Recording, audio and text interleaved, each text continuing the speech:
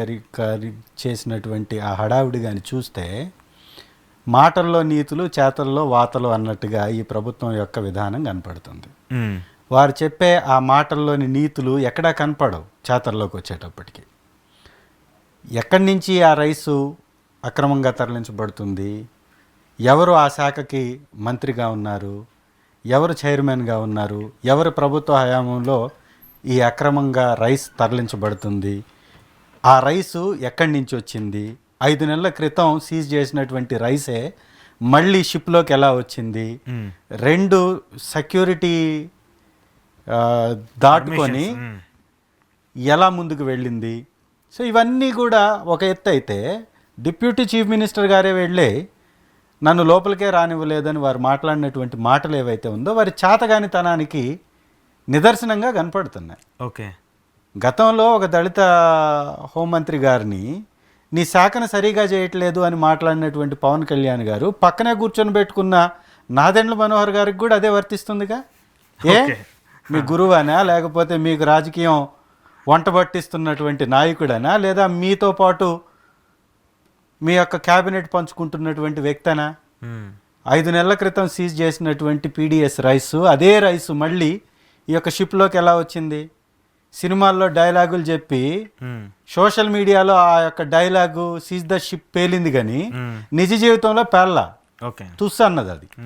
ఎందుకంటే తరలిస్తున్నటువంటి రైసు తరలిస్తున్న అక్రమార్కులు ఎవరు, ఆ దొంగతనం చేస్తున్నటువంటి దోపిడీదారులు ఎవరు, ఎవరి నాయకత్వంలో ఈ యొక్క కూటమి ప్రభుత్వం నడుస్తుంది? మీరే. దొంగలే దొంగలు అన్నట్టుగా ఉంది, చందంగా ఉంది ఈ కార్యక్రమం. మీ నాయకుడు ఆధ్వర్యంలో ఉన్నటువంటి పట్టుబడ్డటువంటి రైసు దొంగతనంగా షిప్లో ఇంకొక దేశానికి తరలి వెళ్తుందంటే నీ నాయకుడికి సంబంధం లేదా? ఆ వ్యవస్థకి పెద్దగా ఉన్నటువంటి మంత్రి గారికి సంబంధం లేదా? ఆ వ్యవస్థకి చైర్మన్గా ఉన్నటువంటి వ్యక్తికి సంబంధం లేదా? నీకు సంబంధించినటువంటి ఎమ్మెల్యే, ఎంపీ, నీ పార్టీకి సంబంధించిన వ్యక్తి ఉంటే సంబంధం లేదా? ఒక తెలుగుదేశం ఎమ్మెల్యే మీద మాత్రమే మాట్లాడతావా? నీ మంత్రుల్ని, నీ ఎమ్మెల్యేని, నీ ఎంపీని, జనసేన నాయకుల్ని ఎవరినన్నా దండించారా? ఇదా మీ నీతి మాలినటువంటి రాజకీయం? దీనికి వారు సమాధానం చెప్పాలా? ఆయన కొన్ని కంపెనీలు 6 నెలల్లో ఒక వ్యవస్థ మీ కంట్రోల్కి రాలేదని మీరు చెప్పుకోవటానికి కొంతన్నా కానీ ఆలోచన ఉండాలి, కొంతన్నా సిగ్గుపడాలి. 6 నెలల నుంచి ఒక వ్యవస్థ మీ చేతిలోకి రాలేదు అని చెప్పుకోవడానికి కొంతన్నా కానీ ఆలోచన, జ్ఞానం ఉండాలి కదా. ఈ రాష్ట్రంలో పౌర సరఫరాల శాఖని నిర్వహిస్తున్నటువంటి నాదెండ్ల మనోహర్ గారు 5 నెలల క్రితం పట్టుకున్నటువంటి రైస్ని ఎందుకు రిలీజ్ చేశారు? పూచీకత్తు మీద రిలీజ్ చేస్తే అది ప్రజలకే చెందాలని నియమాలు, నిబంధనలు పెట్టకుండా విదేశాలకు వెళుతున్నంత వరకు ఏం చేస్తూ ఊరుకున్నారు? బ్యాంకుల్లో తనఖా పెట్టినటువంటి బ్యాంకులకు ఇచ్చినటువంటి గ్యారెంటీ ప్రభుత్వం ఏం చేయబోతుంది? ఈ రైస్ని కంట్రోల్ చేయాలి అంటే కింద స్థాయిలో జరగాల్సినటువంటి చర్యలు మీరేం తీసుకున్నారు? వైఎస్ఆర్ కాంగ్రెస్ పార్టీ ప్రభుత్వంలో పారదర్శకంగా ప్రతి ఒక్కరి ఇంటికి తీసుకెళ్ళి రైస్ ఇచ్చే సిస్టమ్ ఉండేది. అప్పుడు జరిగే అవకాశాలు తక్కువ ఉండేది. ఎవరన్నా తిననటువంటి వాళ్ళు ఇస్తే ఇచ్చి ఉండొచ్చు తప్ప, ప్రతి ఇంటికి వెళ్ళిన తర్వాత వెనక్కి రావాలంటే కష్టం. కానీ ఈరోజు మీరేం చేస్తున్నారు? మీరు అధికారంలోకి వచ్చిన వెంటనే ఆ యొక్క రేషన్ డీలర్స్ ఎవరైతే ఉన్నారో వాళ్ళందరినీ తొలగించేశారు. మీ కొత్త వాళ్ళని పెట్టుకున్నారు. కొత్త వాళ్ళని పెట్టుకొని గిడ్డంగుల్లో ఎక్కడైతే స్టాక్ యార్డ్స్ ఉంటాయో, సివిల్ సప్లై గోడౌన్స్ ఉంటాయో వాటిల్లో మీ అధికారులను వేశారు. అక్కడి నుంచి డైరెక్ట్గా చౌకధరల దుకాణాలకి రాకుండా అక్కడి నుంచే ఎత్తివేసేటటువంటి కార్యక్రమం. పేరుకు మాత్రం అక్కడ డెలివరీ అయినట్టుగా రిజిస్టర్లో నమోదు చేస్తారు. అక్కడ రైస్ అక్కడి నుంచి చౌకధరల దుకాణానికి రాదు. రాకపోయినా కానీ ఆ దుకాణంలో మీకున్నటువంటి ఏజెంట్ ద్వారా నమోదు చేయిస్తారు. కొద్దో గొప్ప 10-5% తరలించి వేసి దాన్ని రికార్డుల్లో చూపించి అక్కడి నుంచి అక్రమ మార్గాల్లో తరలించి వేస్తున్నారు.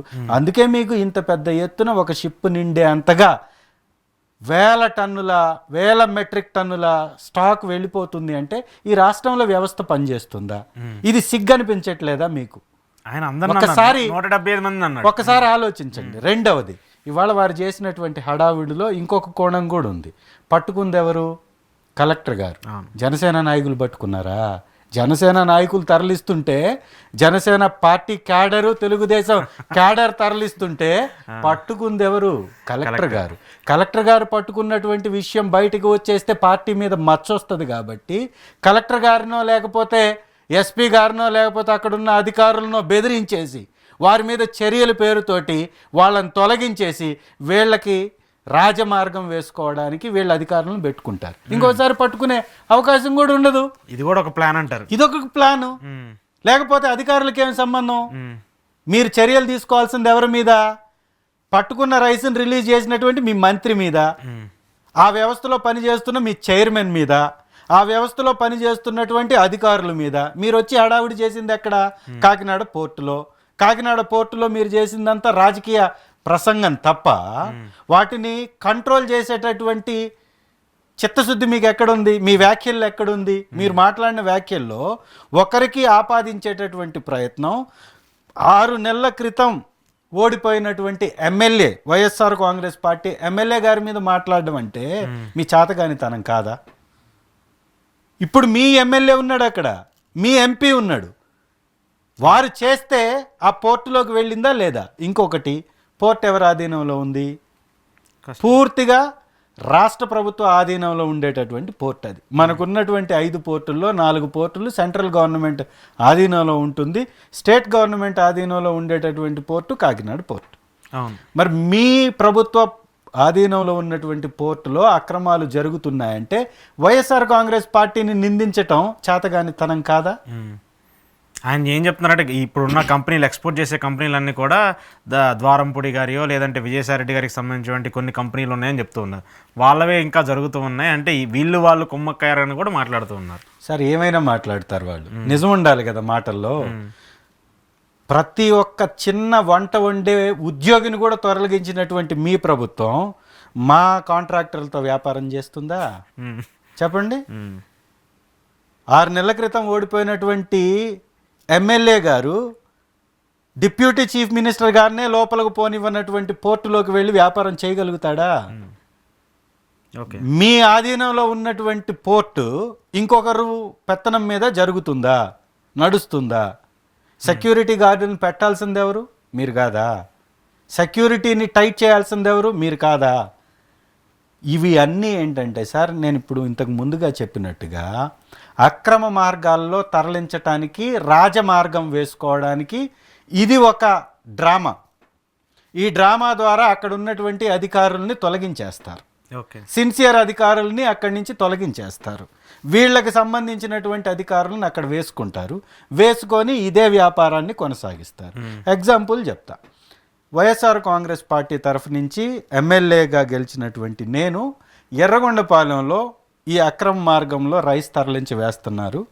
10 మంది నాయకులు చేరి వాటాలు పంచుకొని, మండలానికి 2 చొప్పున వాటాలు పంచుకొని అక్కడున్న ఇన్ఛార్జికి ఈ డబ్బుని కమిషన్గా ఇచ్చి వ్యాపారం చేస్తున్నారని పై స్థాయిలో నేను కంప్లైంట్ చేశాను. కంప్లైంట్ చేసిన తర్వాత దాని మీద చర్యలు శూన్యం. ఎందుకంటే కింద స్థాయి